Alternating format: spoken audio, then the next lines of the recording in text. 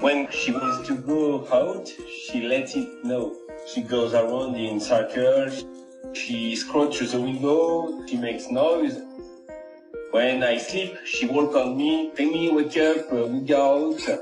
When I have a lot of work and can't make the time to go out, I feel guilty. She waits for my return. The days begin when I arrive and we're going on an adventure with her.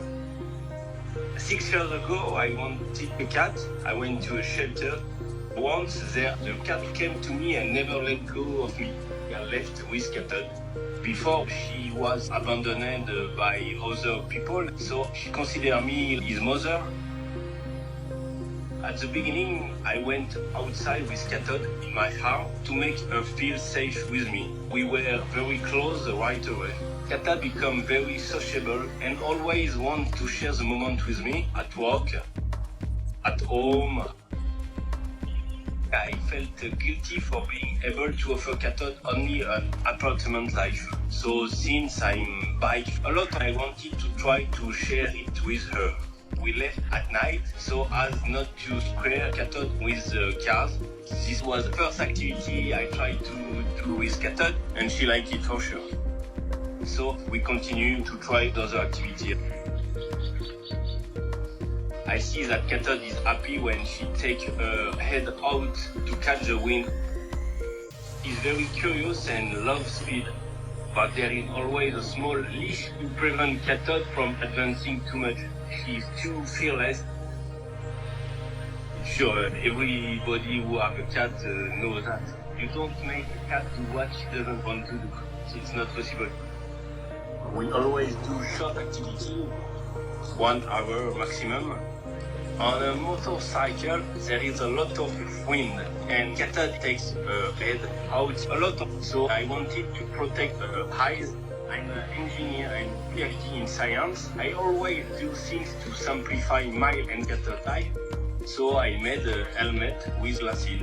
I made the mold of Cat's head with paper, redesigned the helmet by computer, and then printed the 3D version.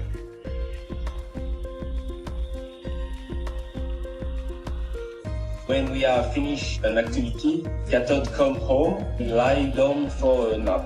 She seems happy, satisfied. She must be dreaming of everything she discovered. The greatest reward is to see Cat, an abandoned cat, enjoying life every day. When Cat is happy, I'm happy. She did everything for me. I can count on her more than any human. I was a little alone in my long studies. Yes, I have family, yes, I have friends, but it's not the same. Cat is always a support for me. Cat has confidence in me, she feels safe with me. Nobody has stayed with me for 6 years in good and bad. Cat did. Definitely acts like a supervisor.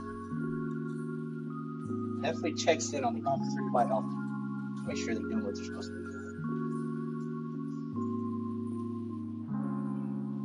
He definitely knows his role. Are you mad, Captain? Why are you mad? Somebody do bad today? He does different things with different officers at different times.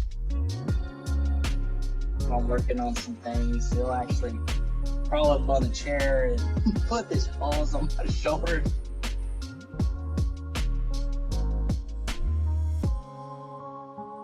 Lieutenant, he'll go in and he walks across her computer to stop her from working.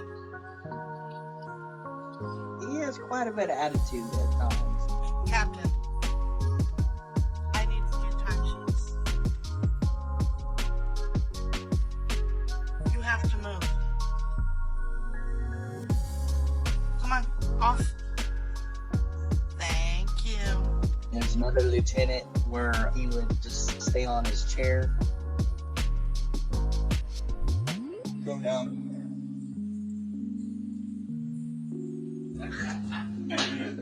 Kind of looks down. He always knew that it was his job. was with us when we had Hurricane Harvey that came in back in 2017. So he was there. Some officers lit their spirits a little bit.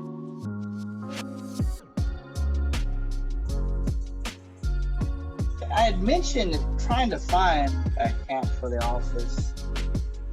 Something that I've seen in my childhood, going in the feed store and there'd be a big little giant cat. People would come by and pet them. I like that idea. As far as having this cat that everybody sees and just kind of has a hometown feel.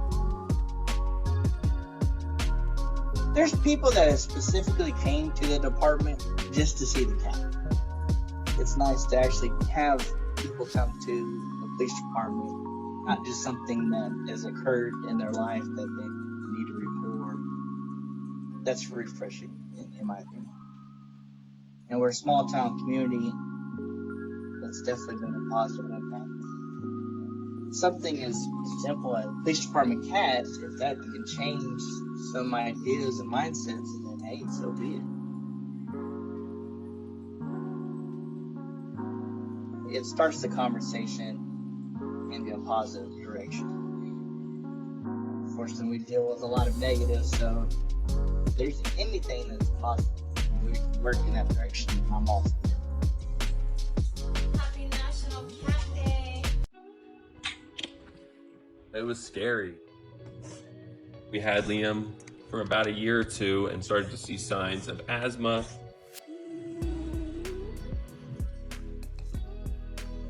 The vet did diagnose him with asthma after a couple tests, and that eventually we would have to move to the inhaler.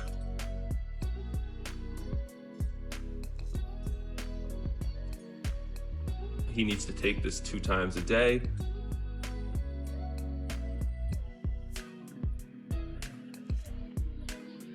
When we first found out about it, you think about having to give your cat an inhaler 2 times a day, and without doing that, he could have issues and not survive.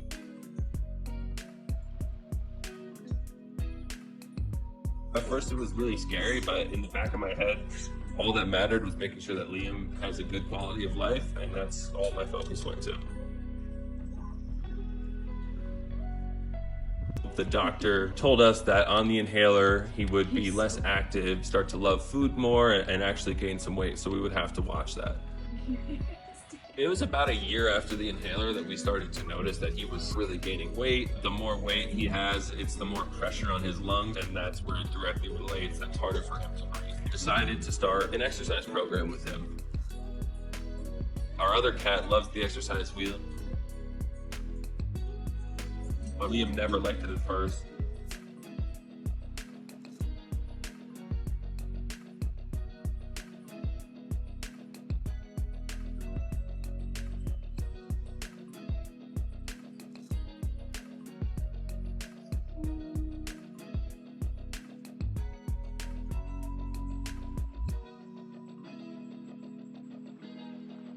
Liam has gone from not walking on the wheel the slightest bit to actually walking and getting some laps in.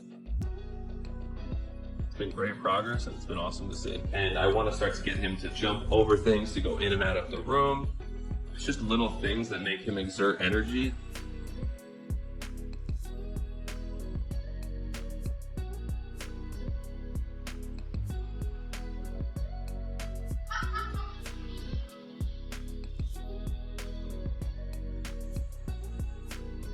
Over these 5 to 7 years, the bond with Liam has grown so much. I give him his air daily, and I can see that in his eyes. He's my best friend, and I would do anything for Liam.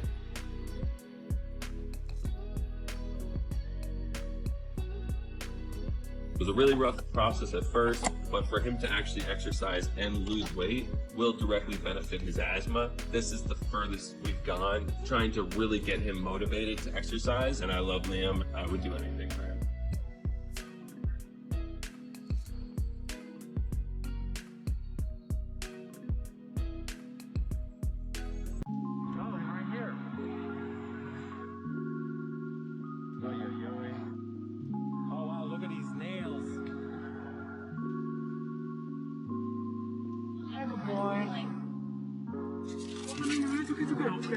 So nervous. Where'd you go? All right. Oh, look how long his nails are.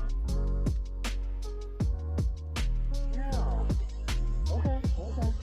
It's okay. Let's go to the car. I'll get to make you a nice bed. We first heard about Pippin from a rescue we'd worked with before. We rescued our first dog, Lloyd, like a year ago. Really nervous, scared dog. We basically started fostering maybe like a week into quarantine. We kind of realized that we were going to be home for a while. Just fostering, we cannot have 2 dogs in this 1-bedroom apartment. And we just like made a pact that we were not going to adopt any other dogs. It was like an hour car ride to go get him. And within like a half an hour, he had jumped over the middle console onto my lap.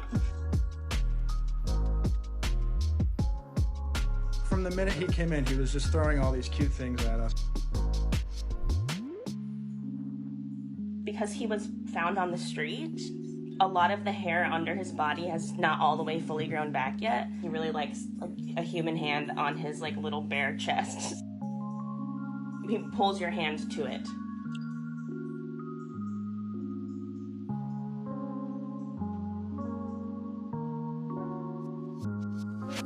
He does this thing where, I'll like sit on the couch.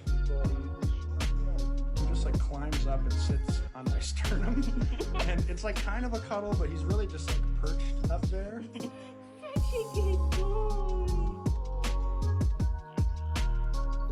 please scratch my chin. Lloyd is just a very shy dog, and I didn't want to like change his environment too much. If that sounds like a crazy dog owner thing to say. They were playing probably, in an hour. Yeah, he was like the little brother. All right, they're getting along. But I know that we said we couldn't adopt another dog, and Jack was like, so we're keeping him, right? And I was like, yes! Oh, love your bud. Such a good boy. We were both on the same page. It was a very short conversation. And it felt like he just knew that he belonged here.